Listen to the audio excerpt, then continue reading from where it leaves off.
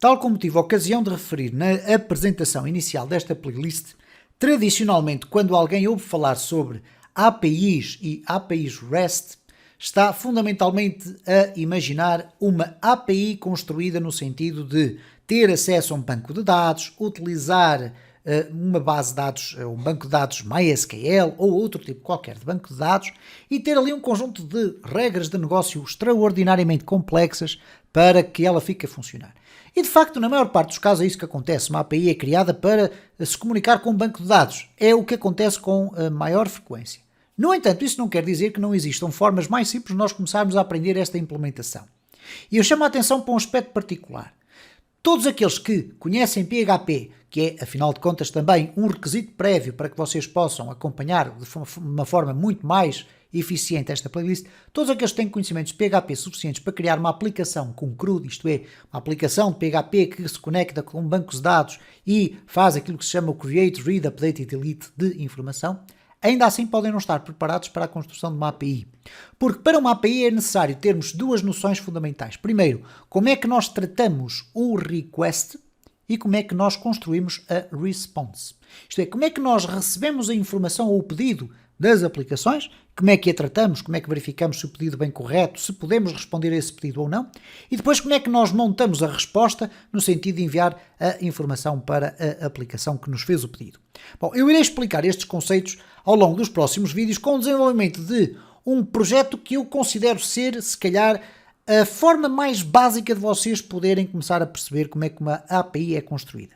Se vocês perceberem nesta fase inicial como é que uma API pode ser construída, e existem imensas formas, existem frameworks para o fazer, vocês vão muito mais facilmente depois aplicar os conhecimentos que já têm nas comunicações com bancos de dados e construir a vossa API emitindo as respostas da forma correta. Ok? E isto vai ser feito sem rede, vamos chamar assim. Portanto, eu vou aqui exemplificando com os erros que vocês habitualmente veem no meu canal a acontecerem, porque o erro faz parte do dia-a-dia do programador. Bom, mas vamos então falar aqui muito rapidamente do exemplo que eu vou fazer. Eu vou fazer um exemplo que é basicamente uma API, vamos chamar-lhe assim, e vamos fazer também uma aplicação para consumir informações dessa API. Portanto, vamos trabalhar em dois projetos em simultâneo, mas são dois pequeninos projetos, ok? Dois fecheiros, basicamente, nesta fase inicial. Então vamos tentar utilizar o Visual Studio Code para estarmos a trabalhar em dois projetos ao mesmo tempo. E isso é possível de facto. Eu vou abrir aqui o meu lar agora. Vou selecionar aqui especificamente uma versão do PHP 7.4 para estarmos todos a trabalhar numa versão mais ou menos padrão à altura em que eu estou a fazer estes vídeos. Eventualmente vocês poderão estar a ver já numa data muito a posteriori, onde o PHP 8 já está perfeitamente implementado. Eu vou ficar aqui com o PHP 7.4, é suficiente para vocês acompanharem. E portanto vou fazer aqui um start. Temos então aqui o Apache e o MySQL. Não vamos ainda utilizar bancos de dados. Então neste exercício vamos fazer uma coisa muito simples. Então eu vou abrir aqui o meu Visual Studio Code, não tenho neste momento qualquer projeto aberto e dentro da minha pasta root do Laragon ela está completamente vazia. O que eu vou fazer aqui, eu vou criar dois projetos, neste caso duas pastas. Uma pasta vai ser a minha API, vamos lhe chamar assim, ok? E o outro vai ser a nossa aplicação, vamos lhe chamar uma app. Ora, eu vou abrir estes dois projetos que não têm rigorosamente nada neste momento lá dentro, mas vou tirar partido de uma funcionalidade do Visual Studio Code, que é a possibilidade de trabalharmos com workspaces.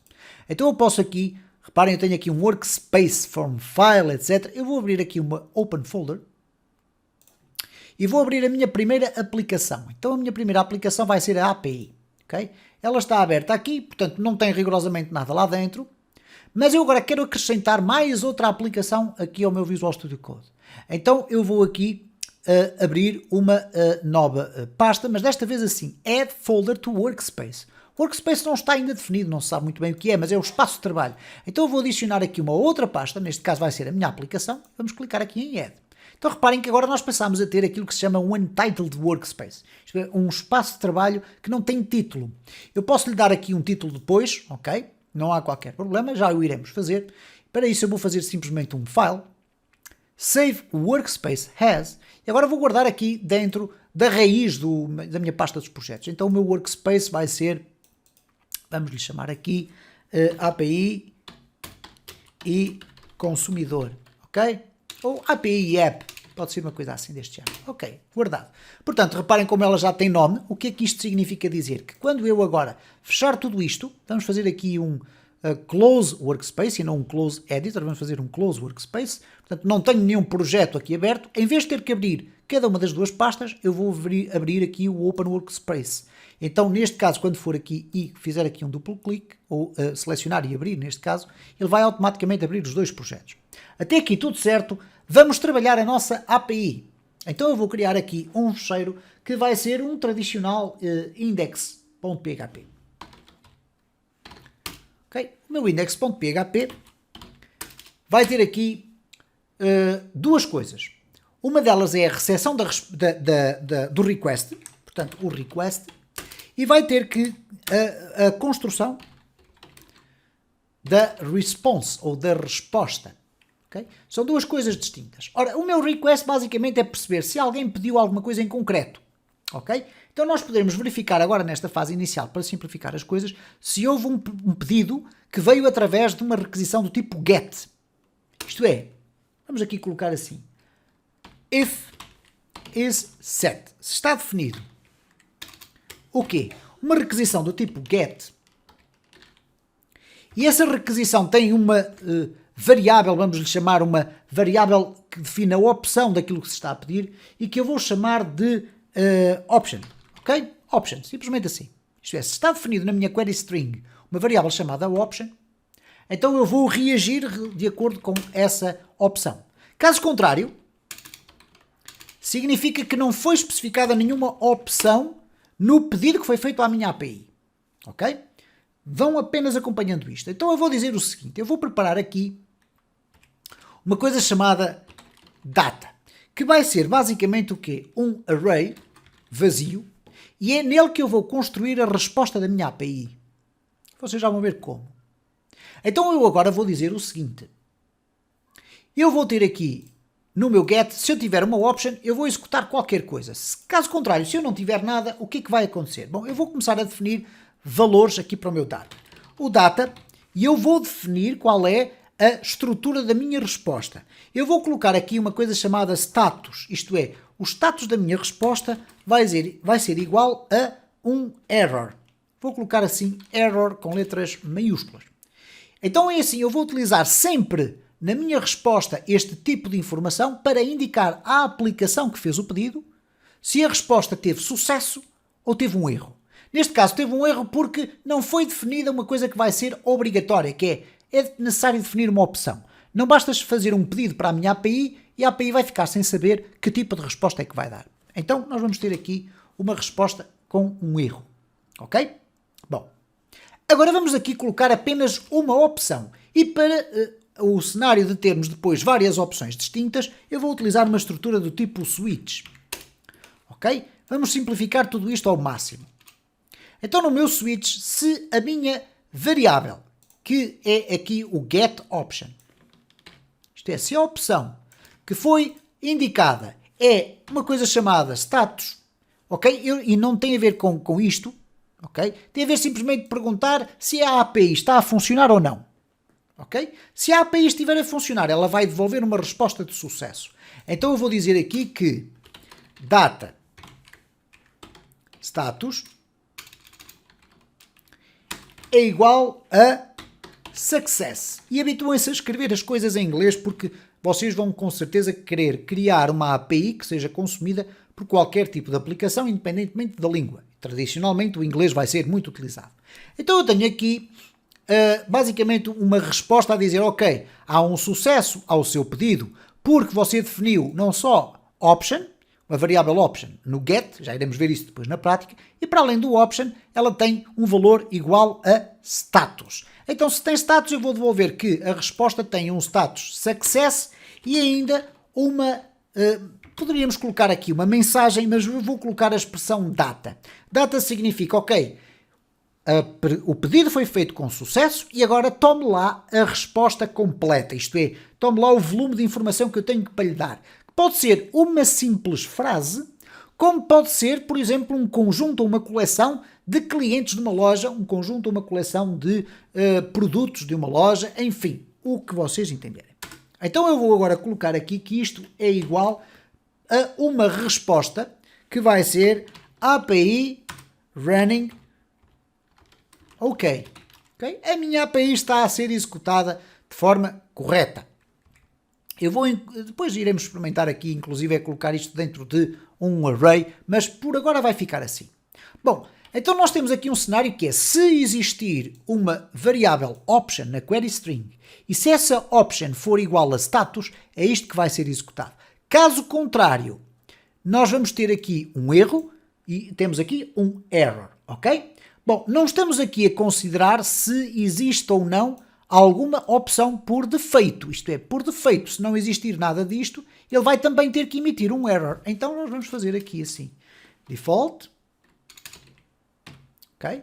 E por default, eu vou colocar aqui break, se não for definido nada, eu vou emitir o mesmo tipo de resposta.